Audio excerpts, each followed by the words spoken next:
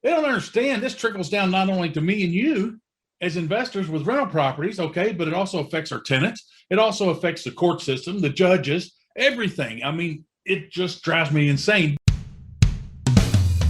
You're listening to 5 Hour Real Estate Week, where you'll learn to consistently buy real estate in only 5 hours a week. So if you're ready to invest in real estate, achieve financial freedom, and own the lifestyle you deserve, even with your job, this is the show for you. Now, here's your host, Mike Butler. Hello, fellow investors, and welcome to this episode, an urgent episode of the 5 Hour Real Estate Week.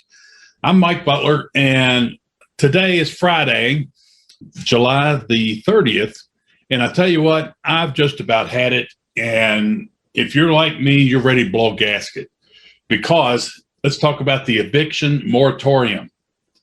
Now, government, they've just been driving us bananas ever since this COVID stuff crisis started. Well, if you remember, I'm going to say last month, everything was supposed to end on June 30th, the eviction moratorium.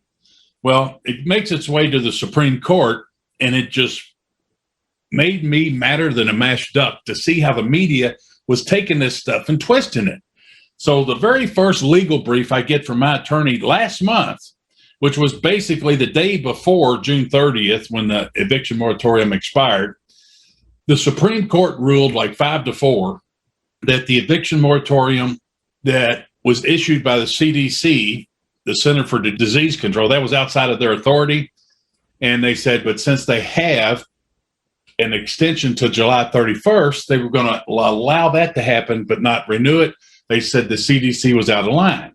Well, lo and behold, last month, you got all of these, medias that I don't approve of, fake news. They were saying that the Supreme Court outlawed they said the Supreme Court approved. They approved the eviction moratorium by CDC. That was not the case. They took it and twisted it like they do everything else. And so what happened was, Supreme Court says the CDC eviction moratorium was out of bounds, but we're going to allow it to happen because they have an extension, a deadline already in place of July 31st, which is tomorrow. So this was not a surprise to anybody. So now here it is today, July the 30th, Friday. This eviction moratorium extension is scheduled to expire tomorrow, July 31st.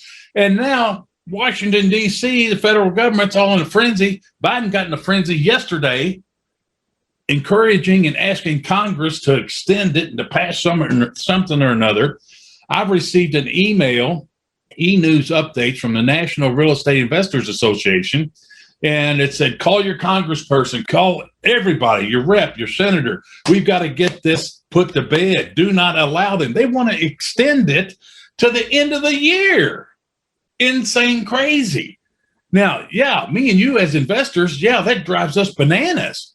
But just imagine the lazy, wait till the last minute, take action, create an emergency and all this of the federal government. They don't understand this trickles down not only to me and you as investors with rental properties, okay, but it also affects our tenants. It also affects the court system, the judges, everything. I mean, it just drives me insane. Then here's the icing on the cake. Just a few moments ago, I got another e-news briefing, and this comes from the American Apartment Association organization. And this says, now get this, it says, okay, I'm going to read this to you because I can't absorb it and paraphrase it without seeing it.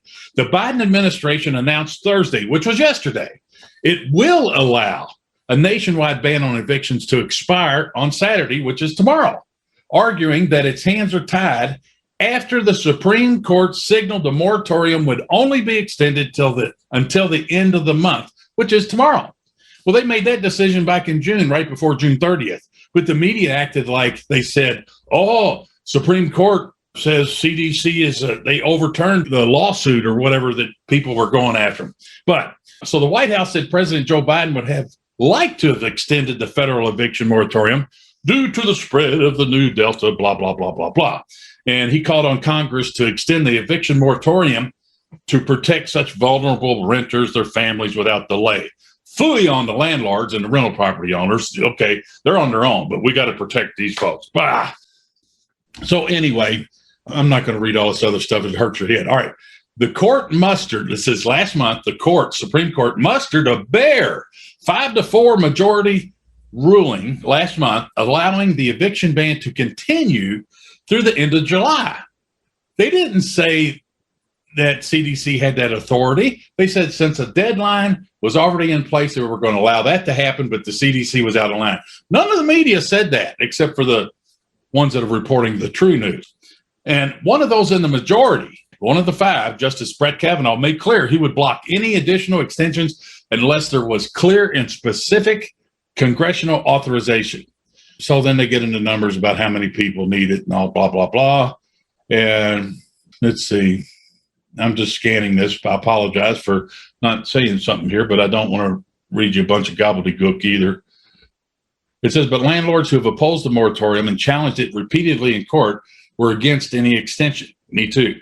They've argued the focus should be on speeding up the distribution of rental assistance. Okay, let's just get them to pay rent. So anyway, I just got all bent out of shape and flabbergasted, hit a passion button with me because literally yesterday, I saw in the news where Biden's asking Congress to extend the eviction moratorium to the end of the year, December 31st, 2021. How insane is that? And so they said, call your state, call your U.S. rep, call your U.S. senator, call everybody, raise Cain and all this and that. And then the American Apartment Association, I'm not defaulting either one of these organizations. They're sending out the information. And so now, this is the first time that I've heard that Biden announced yesterday that he's going to allow the eviction moratorium to expire on tomorrow. Oh my gosh. Our federal government's so screwed up. But anyway, so what does a poor investor do? That's what it boils down to. I tell you what, right now as it is, just hang tight because this is going everywhere. What do? We got to take a chill pill, and we're going to probably have to wait until Monday or Tuesday and see what in the world happened. So I don't like it. I know you don't like it. And I just can't wait to get all this stuff back to normal. And this is a Freedom Friday.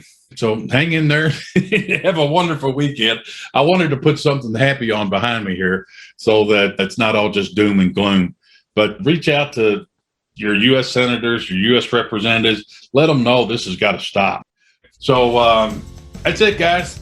Adios. Have a wonderful weekend. See you on the next one. Glad you joined us for another episode of 5-Hour Real Estate Week. The best thing you can do now is put this information to action. To help you get started, Mike created a free resource for you called How to Buy 50 Houses a Year, Even with Your Job. Download it now by going to mikebutler.com/50 houses.